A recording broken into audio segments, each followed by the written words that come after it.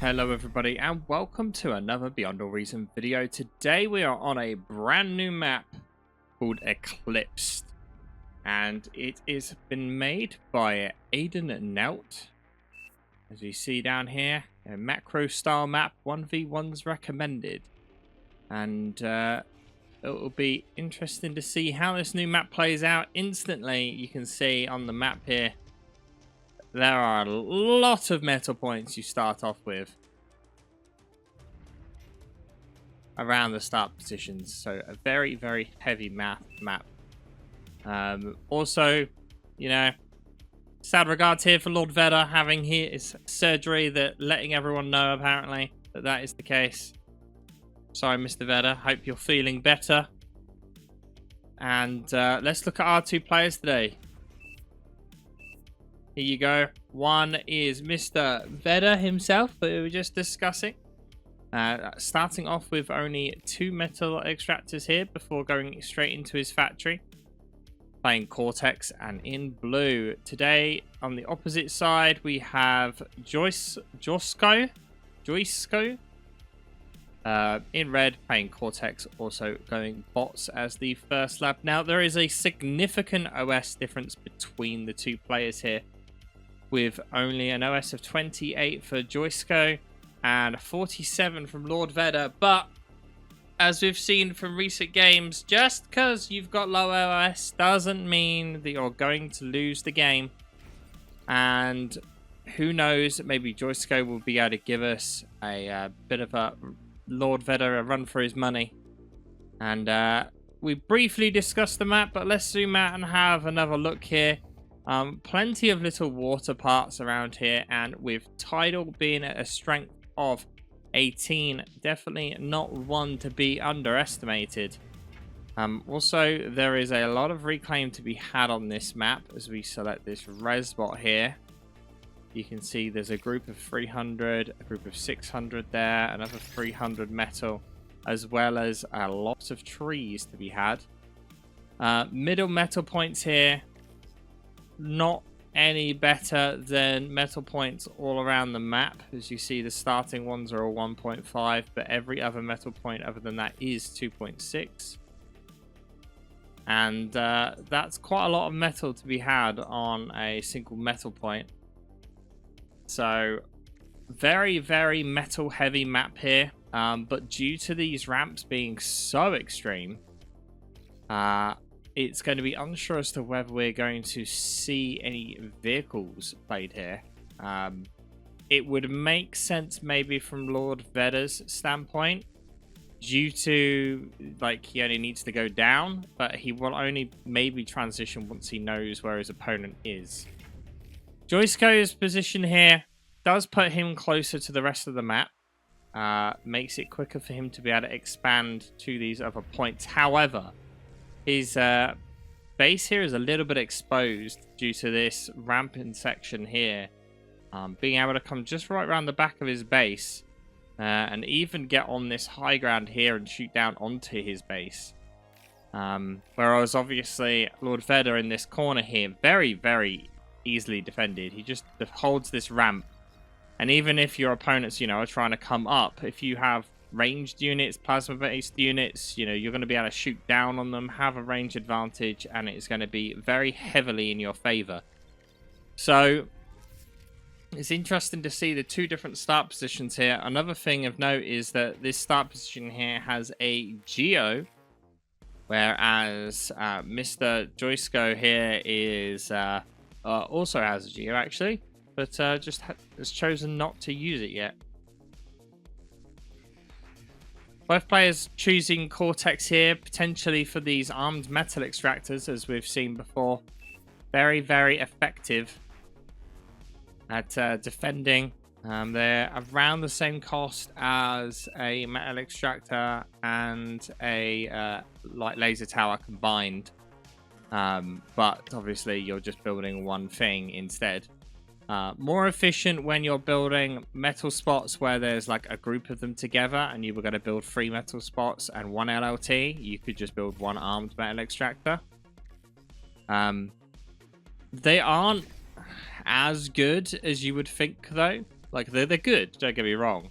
But they're not as good as you would think. A group of grunts or like blitzes or something can quite easily take one out if they attack from multiple sides. Meanwhile, though, so far Vedor spreading out very effectively. You can see with his commander here charging down this top lane here, and slowly sending out construction bots to cap off these additional starting mexes. Joisco's not far behind him though, with his commander almost in a mirror position, maybe a little bit behind. But he does have a construction bot that's a lot further ahead than the three here of Lord Vedor. The difference being that this group will catch up quite quickly with how many there are. The build power is going to stack up pretty quickly. When we come to army though, right now the army value is fairly even, but I would argue that although it looks even, Lord Vedor is in a bit more of an advantageous position here. And actually, surprisingly, we already see a transition over to vehicles here from Lord Vedor. Oh, so the reason being is because he's planning on going tidal. Now, with a map here, the wind that goes from 0 to 10, that means if you're building just winds, everything may die and you may lose all of your power. So this is quite a smart play, being able to get in quite deep and being able to build a ridiculous amount of energy that realistically your opponent shouldn't end up touching. I was about to say a potential dangerous situation here, but quite a lot of units have managed to get past the initial frontline defenses. And this is exactly what we were talking about earlier on, where enemy units are going to be able to path over this rear hill. This is a very well placed radar though. Able to see stuff very efficiently on top of the hill and coming up the hill. You just miss a small gap as where they're moving. And Joisco deals with that very effectively. Slight problem though right now, and this is maybe a slight misuse here, but he's moved his commander down to these bottom metal points. Now, although this is good for, you know, being able to build quicker, this is a long way to walk, and it would have been better to move your commander further forward, like build a line up here, and then you've got all of this uncontested. Because right now the issue he's got is that his commander's miles away, not applying any pressure, whereas Lord Vedor is applying a lot of pressure. This is also a very interesting choice. A very, very forward construction turret here. A lot of build power to be wasting, which it might be better off building some additional turrets rather than a construction turret. And we can see exactly what we meant here by armed man extractors are fairly decent, but not great. But in this instance, did a very good job at holding that front line. Now, incisors into grunts are very much in the incisors' favor. And as these units move around, looks like they've gotten a little bit forgotten about as this force over here tries to sneak in. Great job at cutting off that attack, though. But, like I said, unfortunately right now, it's completely Lord Vedor applying pressure. No pressure being applied at all by Joisco. Is Joisco moving his commander there on purpose?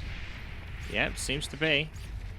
And some good D-guns there, easily wrapping up that attack. Nothing to be worried about. But when we look at map control, purely down to where Lord Vedor has positioned his commander, by applying pressure at this point here, he has basically completely locked off this entire section for himself.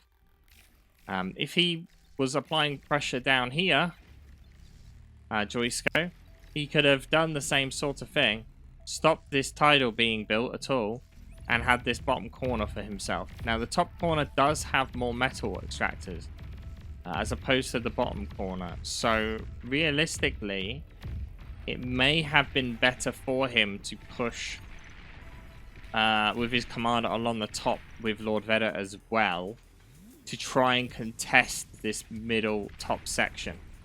Because you're basically giving away so much metal. And interestingly enough here, we see definitely a mixture in choices here.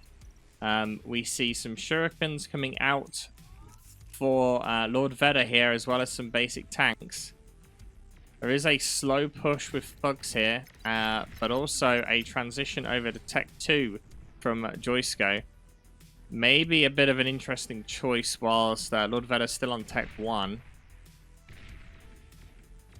He may be thinking, due to the lack of units coming from Lord Vedor at the moment, that, you know, his opponent might be going Tech 2. This though here was very well played by Joisco.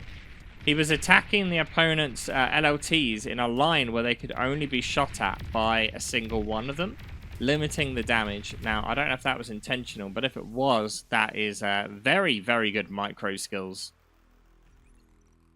And well done there for Joisco, actually clearing out a bit of room. Now he will be able to apply some pressure on this north side. However, with no air defense here, here come the shurikens.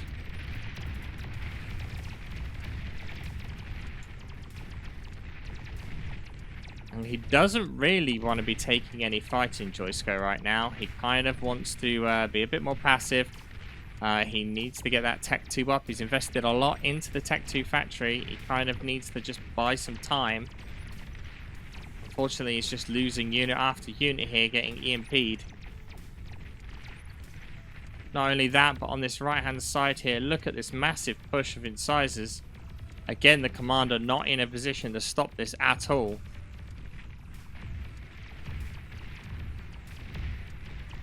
And Lord Vedor applying heavy amounts of pressure to this front line of Joisco just outside of his base. All shurikens are now destroyed, however, so the advantage that Lord Vedor had, being this close, has been lost. Unfortunately, Joisco splitting his army off massively.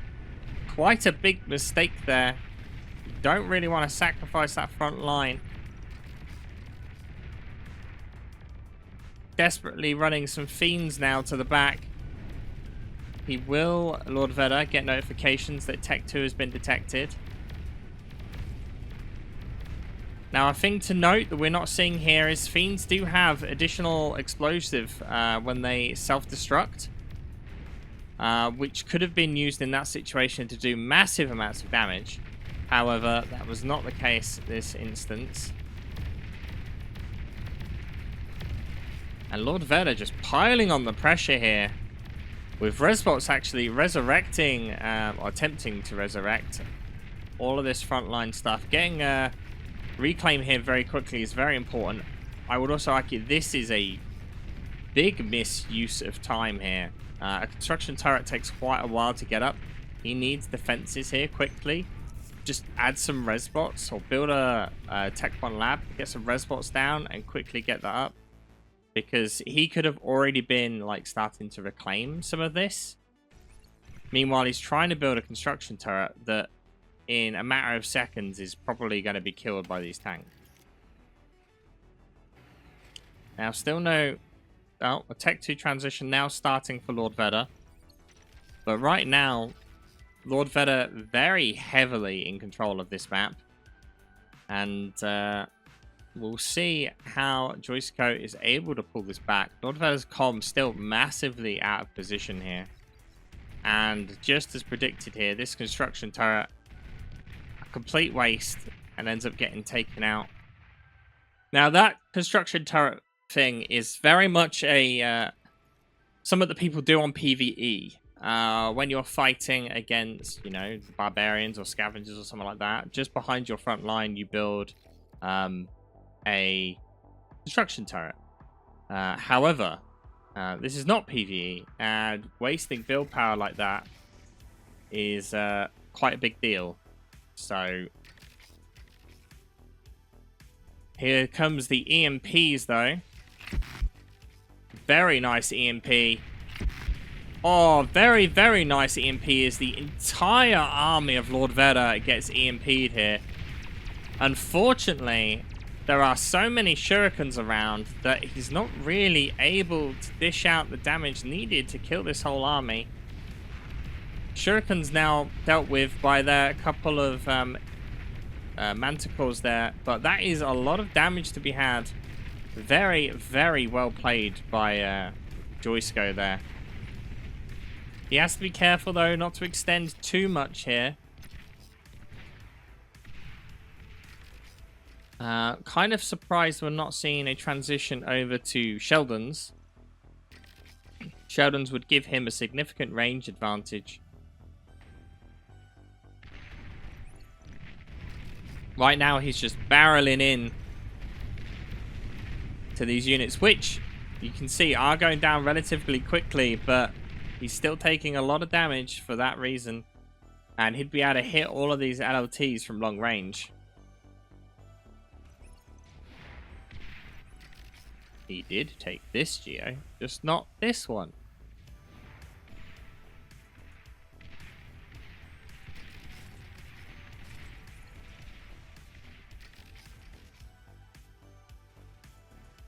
Joisco's commander now walking into LLTs. Luckily enough for him, there is only one, and that means he's going to be able to get in there very effectively. There is a bull, though, on its way. Not a bull, sorry, a tiger. And that is not good news as the Tech 2 starts making its way down right towards Joisco's commander. And this is where Fiends are going to not work quite as effectively. Not only is there limited anti-air with them right now. Actually, there's one over here that's miles away now.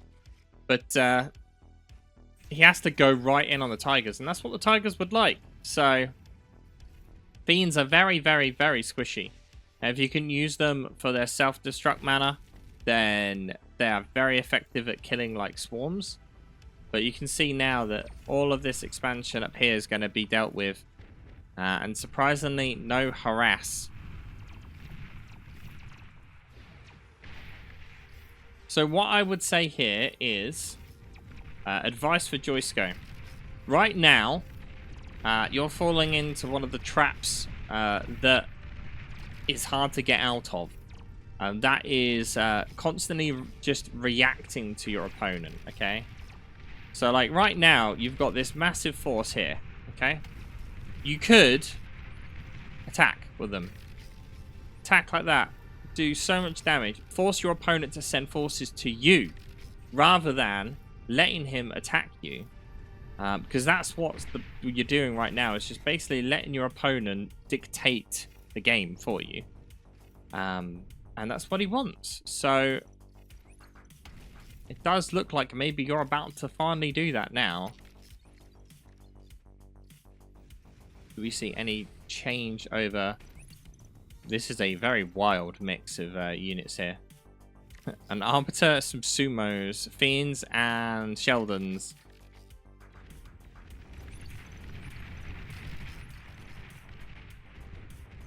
So finally a bit of a push in here with the Tigers. Only a single EMP bot available right now. Not quite enough Fiends in order to stop that. We will probably see a very well-timed EMP here, though. Yes, very well-timed EMP, but Joisco's commander in a dangerous position here. Kills one Tiger with D-gun. Two. Lucky enough for him, Lord Vedor not paying attention. And Joisco's commander left with 20% health. However, this EMP is due to expire. And there are not enough Fiends there, but surprisingly, Lord Vedor pulling back And that is due to this. As mentioned, Joisco now taking the initiative, applying some pressure to Lord Vedor. And because of that, he's having to send forces to deal with that pressure.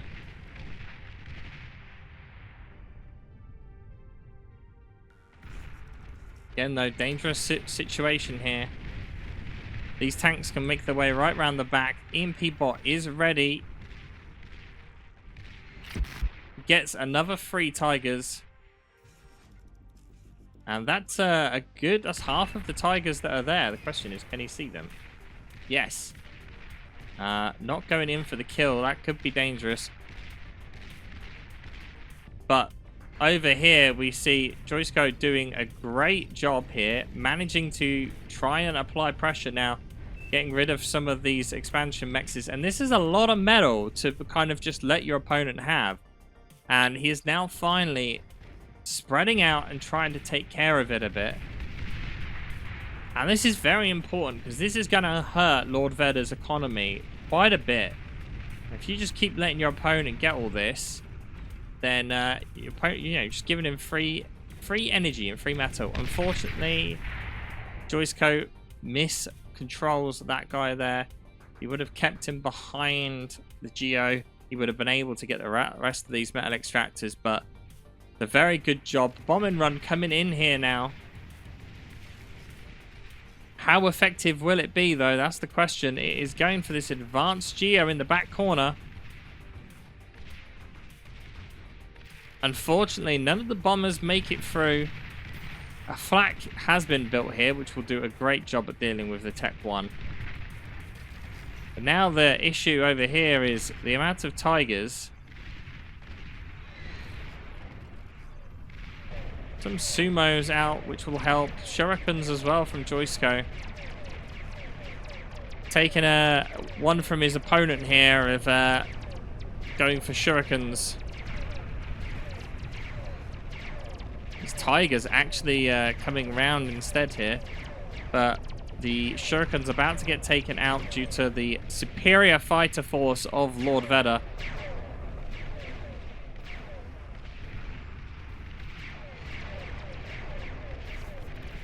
But unfortunately for Joisco here, he's not really able to make too much of an impact and push out of this containment box that he's been put in by Vedor. He did manage to get some very good harass at the top, which will have bought him some time, but this is all adding up over time here. You can see metal produced currently 23k advantage for Lord Vedor. Energy produced an extra 633k energy produced. Army value of an additional 80% army value bonus. And again, this is the right move here. Slowly pushing out, trying to cause your opponent some pressure, forcing him to have to react to you instead of just, waiting for him to come to you. The sumos are not a bad choice here, especially if this EMP bot is able to get some work in. The issue is for Joisco right now, he's massively having metal problems, even with how metal intensive this map is. And we do actually see a nuke being built here by Lord Vedor. Little does he know that a anti-nuke is already being built by Joisco. And surprisingly right now, Lord Vedor pulling back. He hasn't stopped unit production either, so it's not like he's, planning on holding back entirely. But if we select this unit and press F2, you can see the transversability. These units can move up these hills. An okay manner. Not too good, not too bad. But I would argue that Joisco's problem right now is vision. He has this air lab. He might want to think about getting some vision, sending some scouts out, seeing what your opponent's doing. If he sees the massive amounts of energy turbines there in the water, he could send a couple of units over there to try and just, do some damage to it. Right now, he has no idea where his opponent is. He doesn't know that all of these metal extractors here are Tech 2. So vision is very important.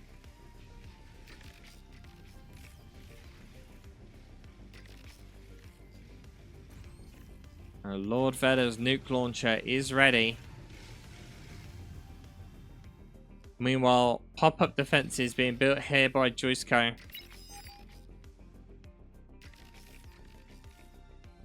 Yeah, this is a very early advanced fusion. Surprisingly going straight into advanced fusion rather than going for a fusion first. I mean, he does have 2 advanced geos, which, you know, are basically the equivalent of a fusion. But he does have, what, this could be turned into an advanced armed one. These can all be, you know, converted. He's also Cortex, right? So he could build like a Cerberus on here that would help defend. But as of yet... Oh, the minefield gets destroyed there by the Juno. Very good use of Juno. And here comes the massive army of Tigers rolling in. 29 Tigers here from Lord Vedor. And this EMP bot is not going to be able to get out of the way in time. And we'll get taken out here.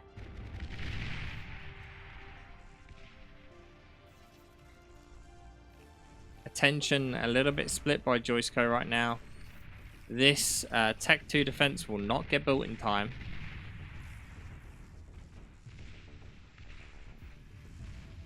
He does have shurikens ready. Although he has placed them right at the front where they're about to get killed by the Tigers.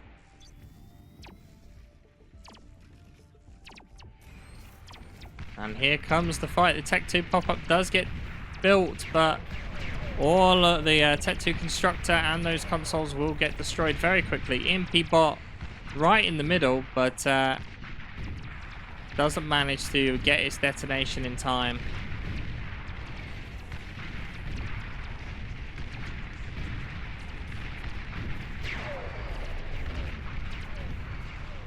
Great pushback here from Joisco. Stopping his opponent getting in. There is a very, very large amount of Quakers, though, on this north side, which will slowly push in. Not only that, but look at the swarm of grunts coming in right now. There is currently 115 grunts coming out from Lord Vedor right now. Don't get me wrong, though. Sumo's pretty efficient against grunts. Pop-up defenses are okay, but not so much effective. And I believe this is the beginning of the end for Joisco, as he is definitely going to struggle versus the swarm. Not only that, but along this north side, all of the things. Nuke goes off as well, but anti-nuke was ready for it. And how quickly these pop-up defenses are falling. Sumo's trying to stem the tide, but they can only last so long. Meanwhile, these Quakers are pushing in very well, like on this north side. Oh, here comes some EMP bots, though. Very close together. Will he manage to get it off? One EMP. 2 EMPs. Great amount of EMP work there. Unfortunately, there's just so many Tigers still left that I still don't think that's going to make too much of an impact, but delaying the inevitable. Lord Vedor's done an amazing job this match, just completely expanding and containing his opponent. And because of that, Joisco had nowhere to run. Joisco being a little bit too passive in the early game. Needed to expand more, needed to apply more pressure. And because of that, it does look like this will be the end for him now, as he sends all of his construction bots to try and reclaim the opponent's units. We know how desperate you have to be to try that. Which surprisingly is somewhat working, but with that, Joisco calls the GG. Very good attempt there from Joisco. You just needed to expand a bit earlier, apply pressure, and unfortunately, you let your opponent dictate the game for you, and because of that, the opponent came out victorious. Thank you all for watching. Don't forget to hit that subscribe, and I'll see you guys next time.